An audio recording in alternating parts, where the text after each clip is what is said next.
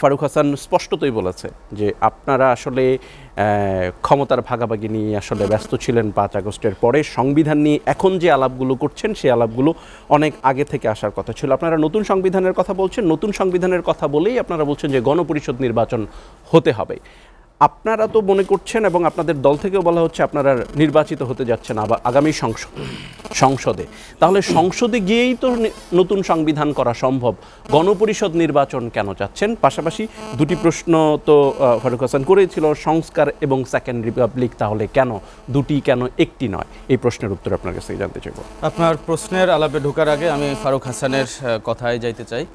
ফারুক হাসান, আপনি হয়তো ভুলে গেছেন 3রা আগস্ট নাহিদ ইসলাম যে এক দফার কথা বলেছেন যে ফ্যাসিবাদী ব্যবস্থার বিলোপ এবং নতুন রাজনৈতিক বন্দোবস্ত, নিউ পলিটিক্যাল সেটেলমেন্ট বলতেই তো আমরা বুঝিয়েছি যে রাষ্ট্রের কাঠামোগত যে ফ্যাসিবাদী গত 15 বছরে রাষ্ট্রের প্রত্যেকটা রন্ধে রন্ধে যে ফ্যাসিবাদের যেই বীজ বপিত হয়েছে এবং যেটাকে ক্যাশ করেই হচ্ছে ফ্যাসিবাদ তার 15 বছর তার রেজিমকে দীর্ঘায়িত করেছে। কক্সবাজার সমুদ্র সৈকতের উপর নিজেদের একটি ঠিকানা, ইডেন বে, আ কনসার্ন অফ ভাইয়া হোটেলস। আমরা সেই ফ্যাসিবাদের সেই কাঠামোগত যে ফ্যাসিবাদের প্রত্যেকটা আচরণকে আমরা মূলোৎপাটন করে নতুন রাজনৈতিক বন্দোবস্তের কথা বলেছি। আপনি মনে সেটা ভুলে গিয়েছেন। আমি আছি আপনার আলাপের কথায়। দেখুন, এনসিপি জাতীয় নাগরিক পার্টি গঠিত হয়েছে বিপ্লবের আকাঙ্ক্ষা থেকে। এখন বিপ্লবের আকাঙ্ক্ষাটা কি? দেখেন, গত 15 বছরে যে 3টা বিতর্কিত ইলেকশন হয়েছে, এই 3টা বিতর্কিত ইলেকশন হয়েছে সাংবিধানিক স্বৈরতন্ত্র প্রতিষ্ঠার মাধ্যমে। সেখানে বলা হয়েছে সংবিধানের ধারাবাহিকতা রক্ষার দোহাই দিয়ে এই 3টে ইলেকশন হয়েছে। তাহলে সেই বিতর্কিত ফ্যাসিবাদী সংবিধানের অধীনে সংসদ গঠন করে সেই সংসদে আবার সংবিধান প্রণয়ন করা, নতুন সংবিধান প্রণয়ন করা, তার মাধ্যমে সেকেন্ড রিপাবলিক প্রতিষ্ঠা, এটা অনেকটা অবান্তর এবং হাস্যকর বিষয়। এখন সেই আকাঙ্ক্ষার থেকে যে আমাদের দল প্রতিষ্ঠা হয়েছে, কেন অবান্তর, কেন হাস্যকর, কেন? পরে যদি নির্বাচিত হন, সেটি এনসিপি যদি নির্বাচিত হয়, এনসিপি যদি সরকার গঠন করে, তাহলে এনসিপি কি নতুন সংবিধান করতে পারবে না?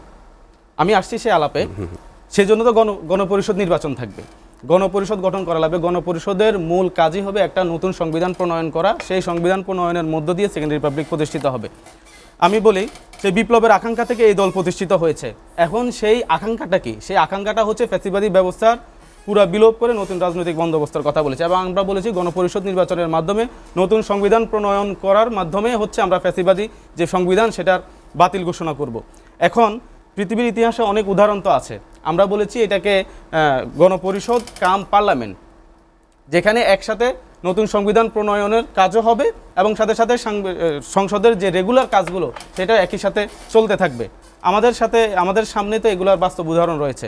আপনারা জানেন 1947-এর আগে যে ইন্ডিয়ান কনস্টিটিউশন অ্যাসেম্বলি ছিল, সেটাও ছিল অনেকটা কনস্টিটিউশন অ্যাসেম্বলি কাম পার্লামেন্ট। এখন সেখানে একই সাথে যেমন সংবিধান প্রণয়নের কাজও হয়েছে, পাশাপাশি একই সাথে সংসদের যেই রেগুলার কাজগুলো সেগুলো একই সাথে চলেছে।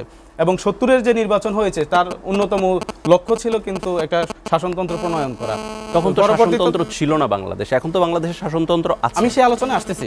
তার একটা লক্ষ্য ছিল কিন্তু শাসনতন্ত্র প্রণয়ন করা। সর্বপরে তো সেই নির্বাচিত সরকারকে ক্ষমতা হস্তান্তর করা হয় না। আপনি অতি সম্প্রতি যদি আরও স্পেসিফাই করতে চান, নেপালে আমাদের সামনে বার্নিং এক্সাম্পল আছে। সেখানে তারা কনস্টিটিউশন অ্যাসেম্বলি এবং কাম পার্লামেন্ট করেছে। তারা সেখানে সপ্তাহে 3 দিন কিংবা 2 দিন সেখানে সংবিধান প্রণয়নের কাজ করে, বাকি 2 দিন তারা সাংবিধানিক তাদের সংসদের যে রেগুলার কাজগুলো সেগুলোও করে। এটা কিন্তু আমাদের সামনে জ্বলন্ত উদাহরণ রয়েছে। এখন আপনি বলতে পারেন নেপালে দীর্ঘ সময় রাজতন্ত্র ছিল, এখন তারা গণতন্ত্রে আছে। তা আমরা তো দীর্ঘ সময় ফ্যাসিবাদী শাসনের অধীনে ছিলাম, আমরা ফ্যাসিবাদ থেকে গণতন্ত্রের দিকে যাচ্ছি। এখন আসেন, ফ্যাসিবাদের সরকারের চাপে পড়ে, রাজনৈতিক দলগুলোর চাপে পড়ে বা অন্যান্য শক্তিগুলোর চাপে পড়ে সরকার যদি নির্বাচনে যায়, আমরা নাগরিক পার্টির পক্ষ থেকে বলছি আমরা সেই নির্বাচনে যাব, কিন্তু আমাদের যদি সংখ্যাগরিষ্ঠতা আমরা অর্জন করতে পারি তাহলে আমরা সেই সংসদে গণপরিষদ ঘোষণা করব এবং নতুন সংবিধান প্রণয়নের মাধ্যমেই আমরা আমাদের যেই বিপ্লবের আকাঙ্ক্ষা ছিল, গণ অভ্যুত্থানের আকাঙ্ক্ষা ছিল, সেটা বাস্তবায়নের পথে হাঁটব।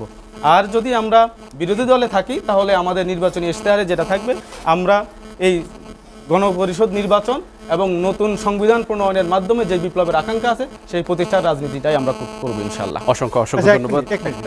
আমরা আলোচনাটা তো করছি। নিজাম, 2টা অনুচ্ছেদের নাম বলেন তো, যে এই 2টা অনুচ্ছেদ ফ্যাসিবাদী অনুচ্ছেদ, কনস্টিটিউশন 2টা অনুচ্ছেদ। অসংখ্য ধন্যবাদ। প্রশ্ন থাকলো আমরা বিরতির পরে নিজামের কাছে বলেন না, 2টা অনুচ্ছেদ বলেন 2টা অনুচ্ছেদ, এই 2টা অনুচ্ছেদ এই ফ্যাসিবাদ সংবাদ। 70 অনুচ্ছেদের কথাই আপনি বলেন, 70 অনুচ্ছেদ 70 অনুচ্ছেদের কথাই আপনি বলেন, যেখানে পার্টির বিরুদ্ধে কোনো ধরনের রাষ্ট্রবিরোধী নীতি প্রণয়নের ক্ষেত্রে যখন পার্টির সদস্য তার বিরুদ্ধে কথা বলতে আগেও তো পারবে ছিল, না, তার সংসদ সদস্যপদ বাতিল হয়ে যাবে, হাসিনার সেটাকে আগেও কি ছিল। করে আপনি রাষ্ট্রবান্ধব অনুচ্ছেদ কিন্তু বলতে পারেন? 70 অনুচ্ছেদ এটাই তো বাতিলের ফ্যাসিবাদী ব্যাপারে সবচেয়ে বড় 70 অনুচ্ছেদ তো উদাহরণ। হাসিনার আগেও ছিল। আমি সেটার কথাই বলতেছি, হাসিনার আগেও ছিল। তো স্বৈরতন্ত্র তো 70 শুধু কত 15 বছর হয় না, আমরা এর আগে ফ্যাসিবাদ- বাকশালী শাসন দেখেছি, 70 অনুচ্ছেদ ফ্যাসিবাদ মানে আমরা খারাপ বাকশালী শাসন দেখেছি, সামরিক 70 শাসন অনুচ্ছেদ দেখেছি, ফ্যাসিবাদ মানে খারাপ প্রত্যেকেই সংবিধানকে আর তাদের কি? শাসনকে আর দীর্ঘায়িত অনুচ্ছেদ, করার জন্য এই আরেকটা সংবিধানকে তারা অনুচ্ছেদ, ব্যবহার আরেকটা করেছে, অনুচ্ছেদ। সংবিধানকে নিজেদের রেজিমকে ভাই, দীর্ঘায়িত আরেকটা করার জন্য অনুচ্ছেদ ফ্যাসিবাদী বারবার বলেন। কাটছাট করে এটাকে 16 থেকে আরেকটা 17 বার অনুচ্ছেদ এটাকে বলেন না, অ্যামেন্ডমেন্ট করেছে, ফ্যাসিবাদী। শুধু আরেকটা নিজেদের স্বার্থ রক্ষার জন্য, না, না। নিজেদের ফ্যাসিবাদী শাসনকে তারা দীর্ঘায়িত করার ভাই, জন্য আরেকটা- সংবিধানকে আরেকটা নিজেদের প্রয়োজনে অনুচ্ছেদ বলেন বারবার না, এটা কাটছাট ফ্যাসিবাদী। করেছে। না, না, আরেকটা ওই পুরো সংবিধানের মধ্যে না, না। অসংখ্য অনুচ্ছেদ পাবেন আপনি মুখস্থ ফ্যাসিবাদী, কথা দুই একটা বললে কেন? হবে না, আরেকটা অনুচ্ছেদ বলেন, এই অনুচ্ছেদটা ফ্যাসিবাদী। আপনাকে তো 70 অনুচ্ছেদ আমি বলেছি, এই আরেকটি একটু আগে অনুচ্ছেদ বলেছেন না, শুনতে যাচ্ছে। 70 অনুচ্ছেদ তো আর বলেছেন। আরেকটা অনুচ্ছেদ বলেন যে এই অনুচ্ছেদ আছে, আরেকটা অনুচ্ছেদটা এই অনুচ্ছেদ। কেন কথা আপনি বলছেন, মূলনীতির ঠাকুর মধ্যে শুনতে বাঙালি জাতীয়তাবাদ এনে পুরো রাষ্ট্রের যে সোশ্যাল ক্যাপিটাল, আমাদের যে রাষ্ট্রীয় সংহতি, সেটাকে দ্বিখণ্ডিত করে দিয়ে তো আমাদের পুরো জাতিকে দ্বিধা বিভক্ত করা এই যে হয়েছে। 15th অ্যামেন্ডমেন্ট বাতিল, বাংলাদেশি জাতীয়তাবাদ হয়ে গেছে, ফিনিশ।